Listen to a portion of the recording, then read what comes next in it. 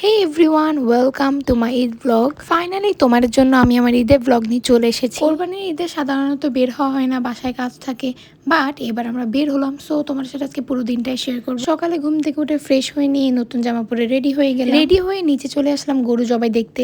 আমরা যারা পরিবারের সঙ্গে ঈদ কাটাতে পারি, একসাথে সময় উপভোগ করতে পারি, সত্যি আমরা অনেক সৌভাগ্যবান। এর জন্য আমাদের শুকরিয়া আদায় করা উচিত, কারণ যারা এই সুযোগটা পায় না তারা এর মূল্যটা বুঝতে পারে। যাই হোক, আমাদের কোরবানিটা সুন্দরভাবে সম্পূর্ণ হলো আলহামদুলিল্লাহ। এসেই নাস্তা করে নিলাম।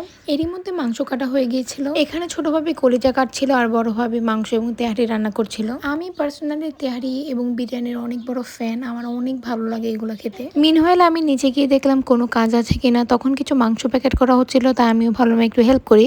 সাধারণত ঈদের সময় অনেক কাজ করতে হয়, কিন্তু এবার তুলনামূলকভাবে আমাকে কোনো কাজই করতে হয়নি, কারণ হঠাৎ করে প্ল্যান হলো যে আমরা ভাইয়া শ্বশুরবাড়ি যাব। যেহেতু ভাইয়া নতুন বিয়ে হয়েছে, তাই সবাই মিলে দুপুরের দিকে রওনা দিয়ে দিলাম ভাইয়া শ্বশুরবাড়ি প্রায় 2 ঘন্টার পর। তাই বিকেলের মধ্যে পৌঁছানোর জন্য আমরা একটু আগেই বের হয়েছিলাম।